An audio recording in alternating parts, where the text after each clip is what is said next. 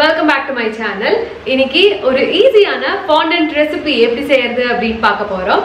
fondant செய்யறதுக்கு நிறைய methods இருக்கு. அதுல one of the simple and easiest method தான் இன்னைக்கு நம்ம பார்க்க போறோம். இந்த fondant கேக்ஸ்க்கெல்லாம் வந்து ஒரு எக்ஸலென்ட் கோட்டிங்கா இருக்கும். அதே மாதிரி இந்த வீடியோல fondantோட ஷெல்ஃப் லைஃப் எவ்வளவு, இதை எப்படி ஸ்டோர் பண்றது எல்லாமே டீடைல்டா பார்க்க போறோம். இப்போ வாங்க வீடியோக்குள்ள போகலாம்.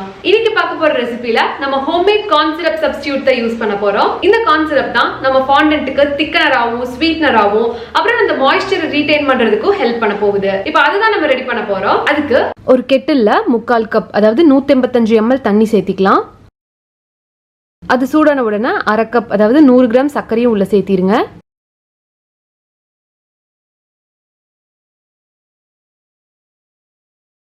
அது கூடவே 2 டீஸ்பூன் லெமன் ஜூஸும் சேர்த்திட்டு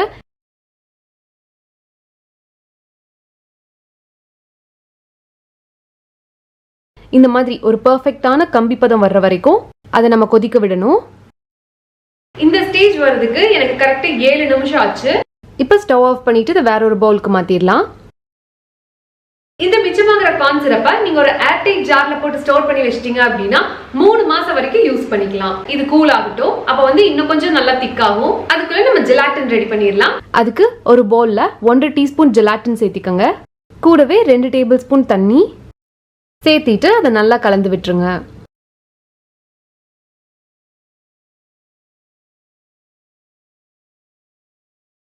இப்போ ஒரு 5 ல இருந்து 10 நிமிஷம் வரைக்கும் இந்த ஜெலாட்டின் செட் ஆகட்டும். அதுக்குள்ள நம்ம பவுடர்ட் சுகர் ரெடி பண்ணிடலாம். அதுக்கு ஒரு மிக்சர் ஜார்ல 3 கப் 600 கிராம் சர்க்கரை, கூடவே 3 டீஸ்பூன் சோள மாவு,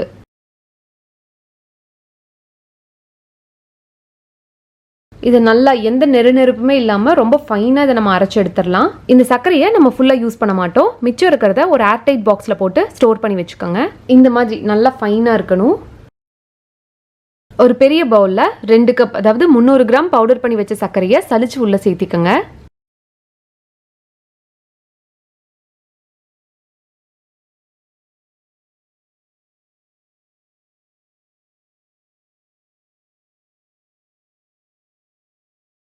இப்போ இது ஒரு ஓரமா எடுத்து வச்சுட்டு இன்னொரு பவுல்ல 1 கப் அதாவது 150 கிராம் பவுடர் பண்ண சர்க்கரையை சலிச்சு உள்ள சேர்த்திக்கங்க. இப்போ நம்மளோட பவுடர் சுகர் ரெடி ஆயிடுச்சு, ஜெலாட்டினும் செட் ஆயிடுச்சு, கார்ன் சிரப்பும் ஆறி ரெடியா இருக்கு. இப்போ இந்த மாதிரி ஒரு கெட்டில்ல டபுள் பாயிலிங் செட்டப்ல நம்ம இதை சூடு பண்ண போறோம். சூடு பண்றப்போ இந்த ஜெலாட்டின் தண்ணி மாதிரி ஆயிடும்.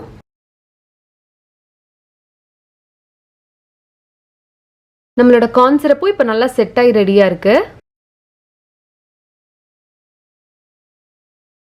அதை 1/4 கப் அளவுக்கு மெஷர் பண்ணி உள்ள ஆட் பண்ணிட்டு மிச்சமா இருக்கிறத ஒரு ஏர்டைட் ஜார்ல ஸ்டோர் பண்ணி வச்சுக்கோங்க. அதையும் நல்லா கலந்து விட்டுட்டு அது கூட 1 டேபிள் ஸ்பூன் எந்த வாசமில்லாத எண்ணெய் வேணாலும் சேர்த்திக்கோங்க.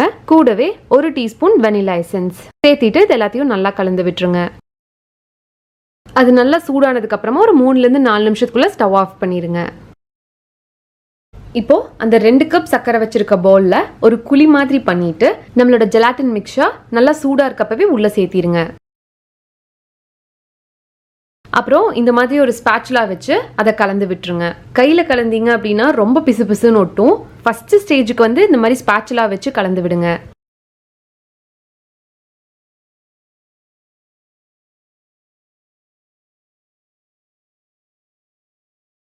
அதுக்கப்புறம் ஒரு அளவுக்கு செட் ஆகி கிடைச்சோன்னு நம்ம ஒரு சின்ன கப்ல சுகர் எடுத்து வச்சிருக்கோம் இல்லையா, அதை கொஞ்சம் கொஞ்சமா நம்ம சப்பாத்தி மாவு பிணையிற மாதிரி சேர்த்து ஆட் பண்ணி நம்ம பிணைஞ்சு கொடுத்துக்கிட்டே இருக்கணும்.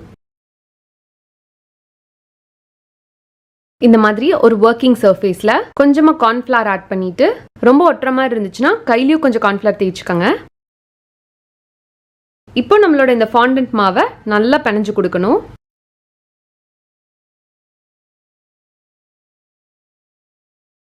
நம்ம நல்லா பிணைஞ்சோம் அப்படின்னா பாருங்க இந்த மாதிரி கையில எதுவுமே ஒட்டாம வரும்.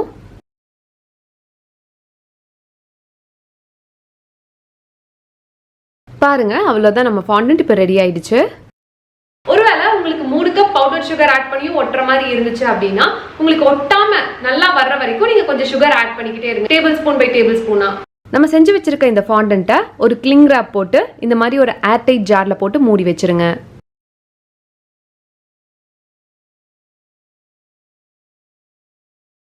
இதை ஒரு 2 ல இருந்து 3 மணி நேரத்துக்கு டிஸ்டர்ப் பண்ணாம விட்டுருங்க. அப்பதான் நல்லா செட் ஆகி கிடைக்கும். 3 மணி நேரம் ஆச்சு. நம்ம ஃபாண்டன்ட் நல்லா செட் ஆகி கிடைச்சிருக்கு. இப்போ இதை நம்ம கட் பண்ணி கலர் ஆட் பண்ணலாம்.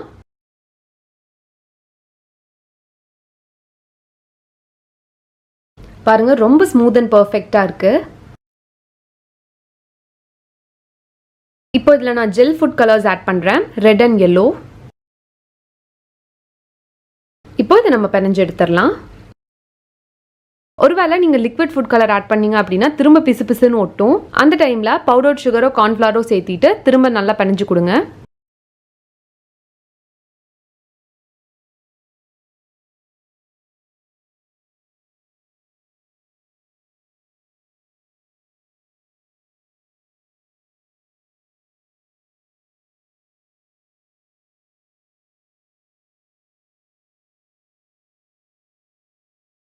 இப்போ நம்மளோட ஃபாண்டன்ட் ரொம்ப சூப்பரா ரெடி ஆயிடுச்சு. இதை நல்லா ஒரு கிளிங் ராப் போட்டு ஒரு ஏர்டைட் கண்டெய்னர்ல போட்டு ரூம் டெம்பரேச்சர்லயே வச்சிருங்க. இதை கண்டிப்பா ஃப்ரிட்ஜ்ல நம்ம வைக்க கூடாது. ஒருவேளை உங்க ஃபாண்டன்ட்டை நீங்க ஃப்ரிட்ஜ்லயோ இல்ல ஃப்ரீசர்லயோ வச்சீங்க அப்படின்னா அந்த ஃபாண்டன்ட் மேல கண்டென்சேஷன் ஃபார்ம் ஆகி அந்த ஃபாண்டன்ட்டே வந்து ரொம்ப சாகியா ஆயிடும். சாகினா ஒரு மாதிரி கொல கொலான்னு சாப்பிட்றதுக்கு நல்லா இருக்காது, டேஸ்டும் மாறிடும். அப்புறம் நீங்க ஆட் பண்ணிருக்கிற ஃபுட் கலர்ஸோட கலர் வந்து சேஞ்ச் ஆகிறதுக்கு நிறைய சான்ஸ் இருக்கு.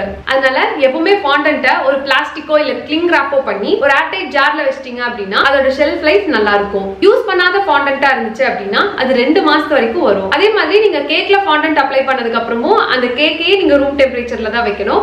அப்ப வந்து உங்களோட ஃபாண்டன்ட் வந்து ஒரு 3 ல இருந்து 4 நாள் தான் அதோட ஷெல்ஃப் லைஃப் இருக்கும். அதனால உங்க கேக்லயோ இல்ல வேற ஏதாவது டிசர்ட்ஸ்லயோ ஃபாண்டன்ட் கோட்டிங் கொடுத்தோன்னா அது ஒரு 3 ல இருந்து 4 நாளுக்குள்ள சாப்பிட்டு முடிச்சிருங்க. அவ்வளவுதான், நம்மளோட ஃபாண்டன்ட் இப்போ ரொம்ப சூப்பரா ரெடி ஆயிடுச்சு. நீங்களும் கண்டிப்பா இந்த ரெசிபியை ட்ரை பண்ணி பாருங்க. ட்ரை பண்ணி பார்த்துட்டு உங்க ஃபீட்பேக் கமெண்ட்ஸ்ல லீவ் பண்ணுங்க.